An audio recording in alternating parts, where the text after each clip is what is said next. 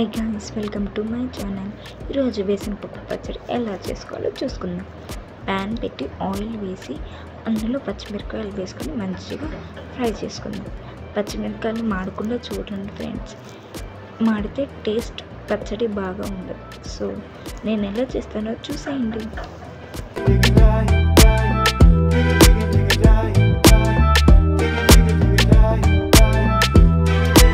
So చూసారు కదా ఎలాగ మంచిగా ఫ్రై అయిపోయినాయో.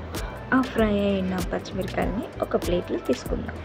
ఇప్పుడు అదే ప్యాన్లో ఆయిల్ కొంచెం వేసి నేను వేసిన పప్పు వేసుకొని ఫ్రై చేసుకున్నాను. ఇది కూడా మాడకుండా చూసుకోండి ఫ్రెండ్స్, ఇలాగా చేస్తున్నాను చూసేయండి. సో ఇలా మంచిగా ఫ్రై అయిన వేసిన పప్పుని నేను మరో ప్లేట్లో తీసుకుంటున్నాను. ఇప్పుడు అదే ప్యాన్లో ఇంకొంచెం ఆయిల్ తీసుకొని ఇప్పుడు మనం టమాటోస్ ఫ్రై చేసుకుందాం. టమాటోస్ కొంచెం ఫ్రై అవ్వడం కొంచెం లేట్ అవుతుంది, అంతలోపల మనము దంచుకుందాం. నేను ఫస్ట్ రోల్లో పచ్చిమిర్చి అండ్ వేసిన పప్పు వేసుకుందాము అండ్ తగినంత రా సాల్ట్ వేసుకుందాం, అంటే కల్లుప్పు వేసుకొని మంచిగా దంచుకుందాం. ఎలా దంచుతుందో చూసేయండి.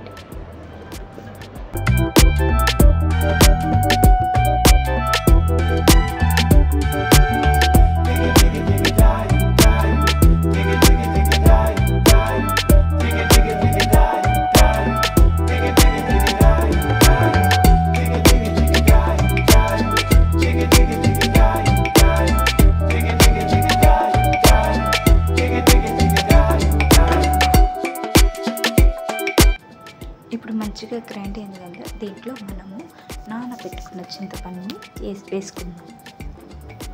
వేసుకొని బాగా దంచుకొని నేను ఒక వెల్లుల్లిపాయ తీసుకున్నాను ఫ్రెండ్స్. ఒకటి వెల్లుల్లిపాయ తీసుకొని అది మంచిగా వలుసుకొని అది కూడా వేసుకున్నాను.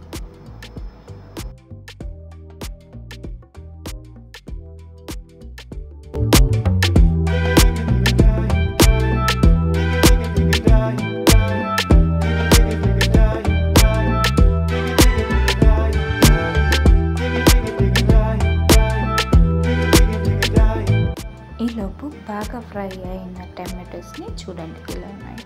ఇలాగ మంచిగా ఫ్రై అయిన టమాటోస్ని తీసుకొని అది కూడా వేసుకొని దంచుకుందాం.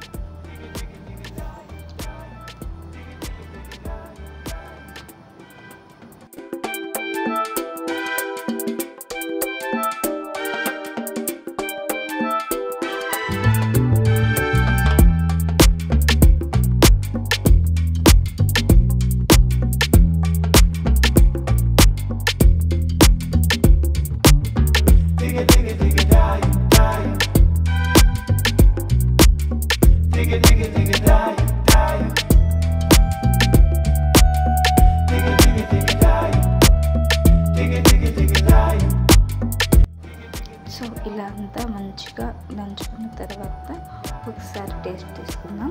ఉప్పు తక్కువైతే మళ్ళీ కలిపి కొంచెం వేసుకొని మంచిగా బాగా దంచుకొని ఇంకా ఒక కంటైనర్లోకి తీసుకుందాం.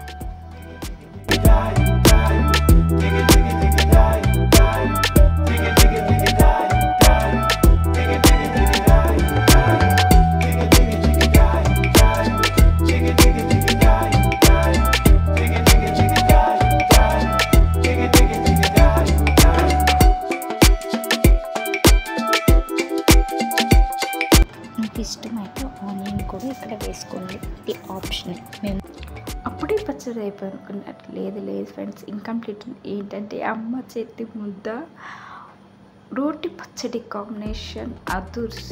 ఎప్పుడైనా ట్రై చేశారా? మీకు ఈ పచ్చడి నచ్చినట్లయితే లైక్, షేర్, సబ్స్క్రైబ్ చేయండి friends. Thanks for watching. Bye.